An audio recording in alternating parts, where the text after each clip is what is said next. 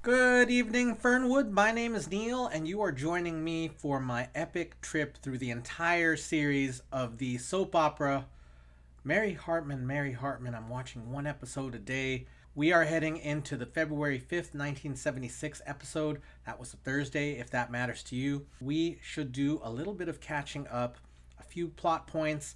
Grandpa Larkin has been going out with Roberta Wallachek, who is his counselor.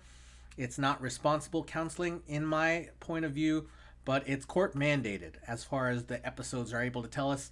Loretta and Charlie have avoided some assault by the Hicks that they came upon with a kind of deliverance kind of feel. I think that their stories are going to go on and it could get ugly. We will see. And of course, Tom and Mary's relationship still as fractured as ever. They have a meeting, an appointment to meet together at 7 p.m. after work for Tom. Hopefully, they will both be able to make it. In the meantime, Mary has gone to the police station to answer a question and runs into Dennis there, and they have a little bit of talk about the confusion going on in Mary's life. That should be enough to get you ready for the Thursday, February 5th, 1976 episode. Let's get started.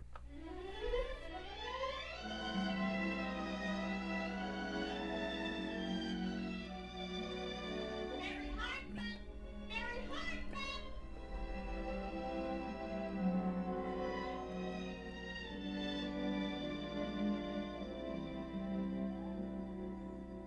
Oh, I'm gonna talk through the music for a second because Mary Kay Place, I keep forgetting to mention, she shows up in the Netflix movie The Prom, and she plays Loretta, I never and she's wanted great. this marriage from the start.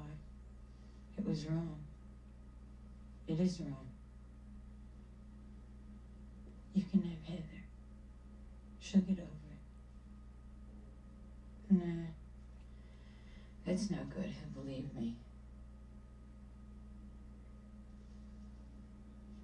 I've always wanted this marriage.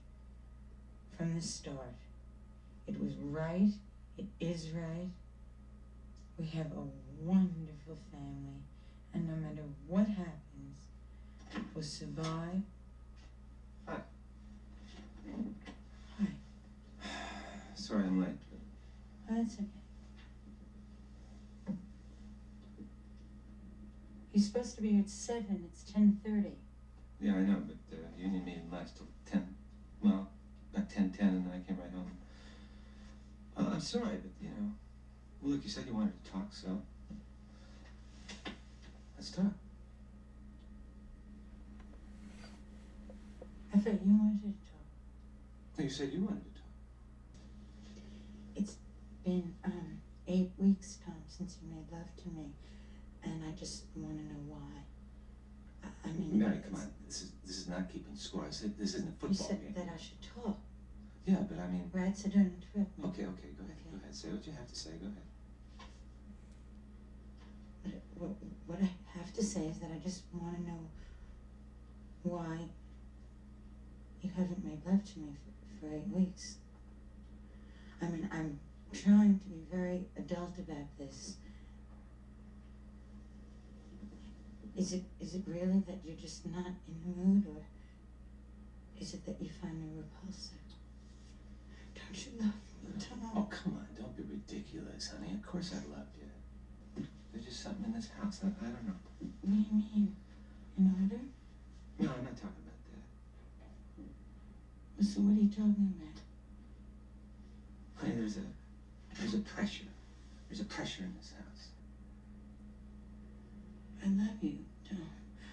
I love you. I mean, I love you right now as much as I loved you from the very beginning.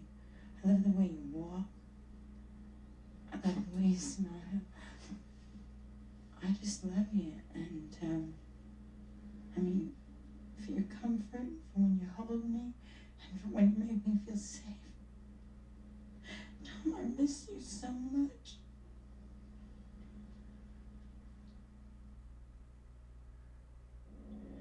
You sure you want to keep on driving?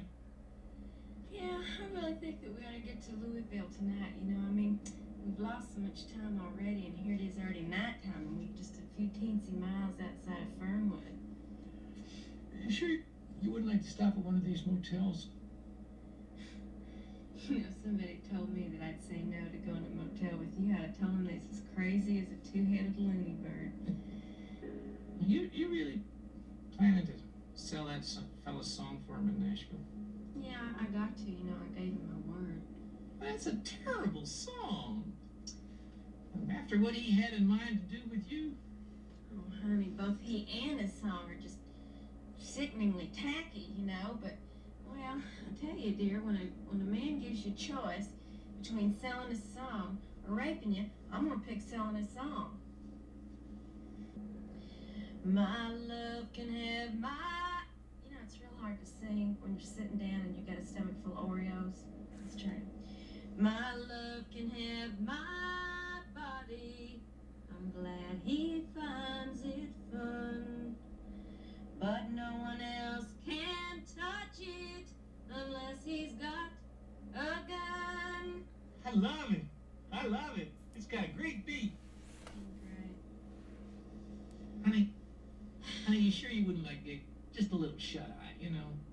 I mean, on account of you being pregnant and all. Oh, baby boy, stop babying me. Save that for the baby. Yeah, you really are an artist. You talking poetry even when you don't mean to. Listen. I want you to do me a favor. What? Just close up your eyes. Curl right up. Put your head here on my shoulder. And just try to get a little shut-eye. Well, okay, maybe I will sleep just a teensy little bit.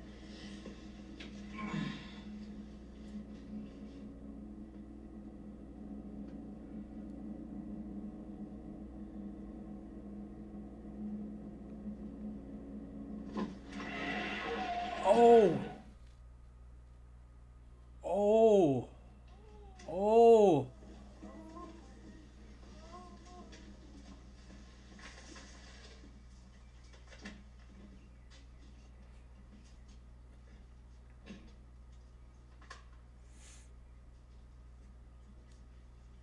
All right, we're on the air in 10 seconds. How do I look?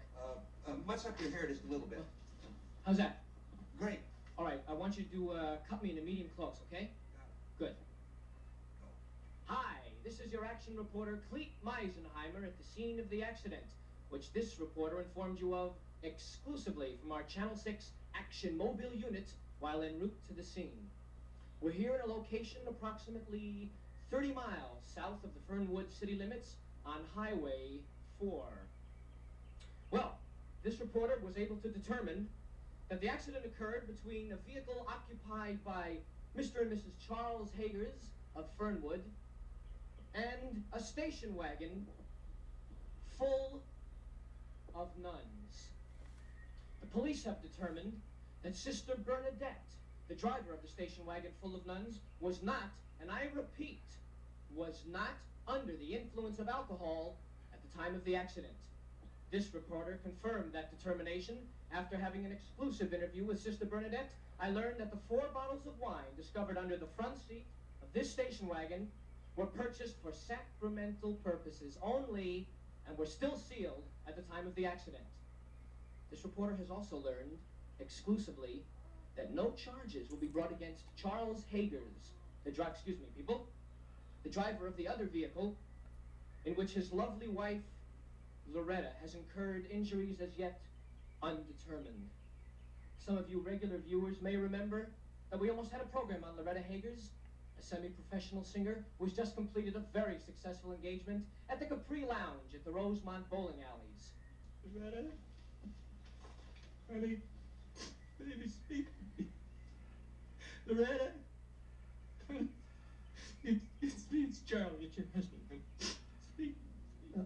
Sister Bernadette, could you please give us the names of the passengers in your vehicle? Well, Sister Teresa was the one on the the second blanket from the left. And Sister Veronica, the next blanket, starting this way. Excuse me, sister, but how do you know who's who with just their feet sticking out? Sister Teresa wears orthopedic shoes. And Sister Veronica has metal taps on her heels.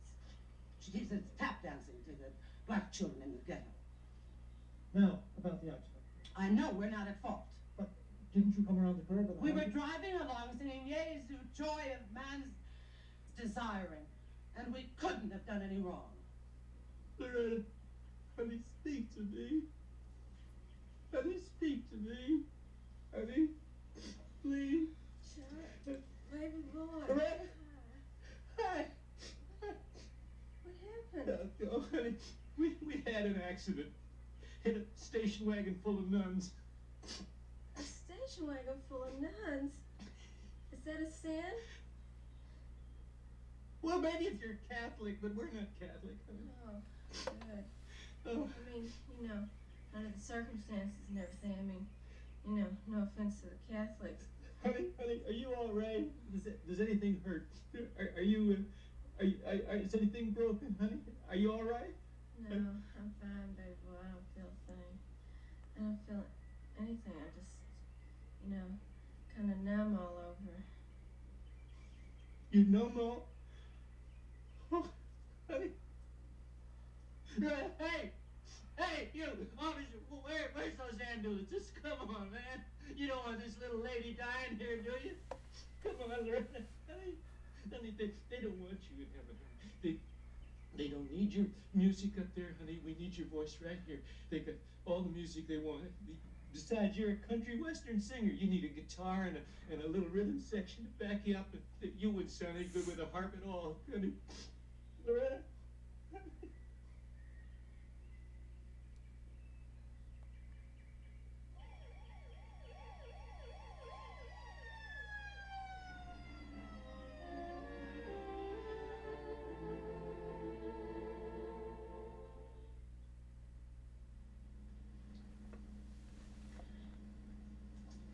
I don't know, maybe the truth is that you just don't love me. Oh, come on.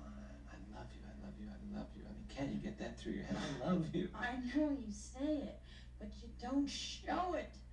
I don't see it. I don't feel it. Come on, Mary. I mean, is going to bed the only way to demonstrate love? Why don't you take a look at what happens in this house every single day, huh? I mean, I get up in the morning, right? I eat my breakfast, I put on my cap, right? I grab my lunch bucket and I kiss you goodbye, and I go to work every single day. Well, except for Saturday and Sunday. Well, there you go again, keeping score. Well, I don't know. I'm sorry.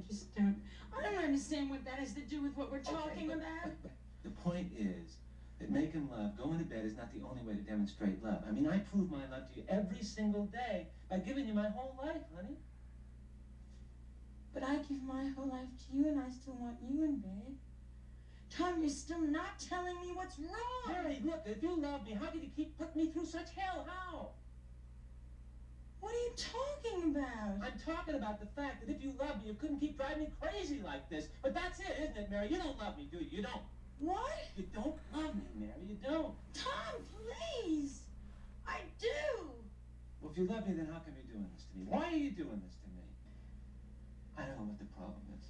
All I know that it isn't just my problem.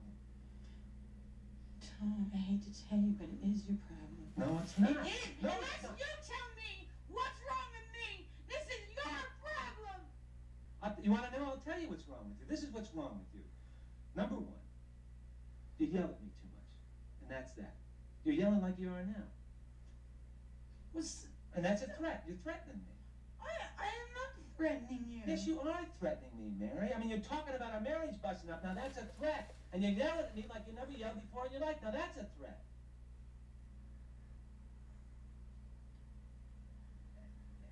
Tom, I don't know what's going on here. I mean, you're driving me crazy. I mean, what are you saying? That I'm too aggressive? Is that it? Yeah, you're too aggressive and you're I don't too think the passive. phrase gaslighting was Always, for God's sake. Now, how in does a use man make in love to a woman 1976. In a situation like this, how? But I'm not talking about now. I'm talking about 8 weeks ago, Tom. It is so humiliating to have to keep bringing up why you don't want me. You think that's humiliating? What do you mean we're here now? What do you mean the reason I bring up 8 weeks ago, Tom, is because that's how long I've been waiting patiently. I've been waiting for 8 weeks. Look at you. Just look at you. Your arms are waving like that, your voice is screeching, and your eyes are bulging out like some bug, and you say make love to that? Who the hell wants to make love to that? Who? Oh, so that's the name of that? I didn't say that. Yes, you did. That's what you said. You said, I don't make love to that.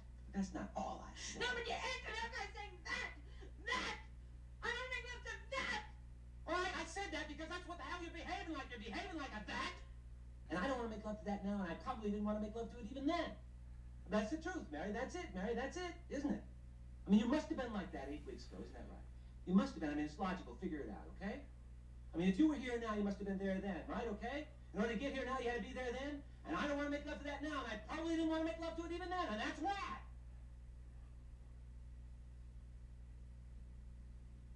Are you through?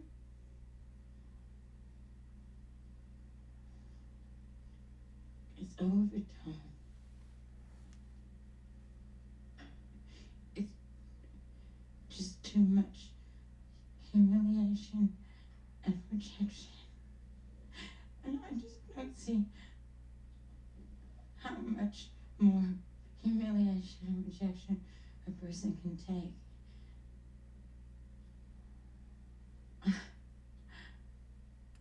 I can't take anymore.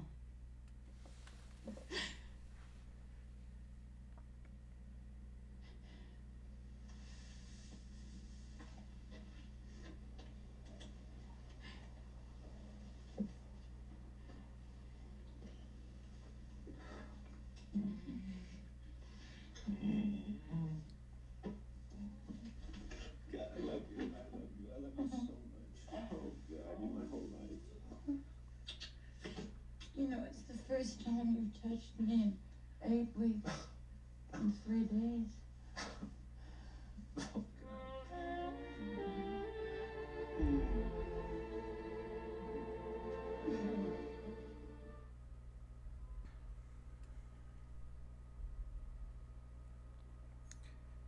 That show got real.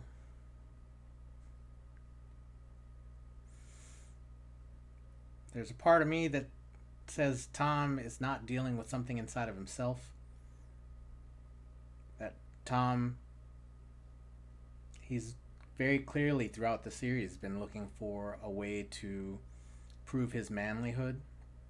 Again, these are assumptions based on the fact that the words impotence or erectile dysfunction weren't used out loud on the show, but you know, from inference and insight and understanding how tropes work, that seems to be the case here. And Tom putting the blame on Mary is gross.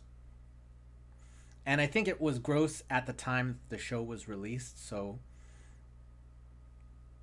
you know, I wasn't talking to anyone who was watching this show at that point, but yeah, it's gross. I'm curious what people nowadays think. I discovered, though, that a lot of the episodes of this series are available to watch on Dailymotion, so if you want to keep up, I guess you can watch them all there. I was mentioning during the theme song that Mary Kay Place appears in the Prom musical on Netflix, and I didn't recognize her because it's been 45 years, but it was really great to see her name once at the end, and then that's Loretta. That's crazy. And what the hell? Speaking of Loretta, she's in the hospital. Or not yet, but a car accident? A station wagon full of nuns? I don't know what's going to happen. So I guess I better watch tomorrow. Thanks for joining, and we will see you tomorrow night in Fernwood.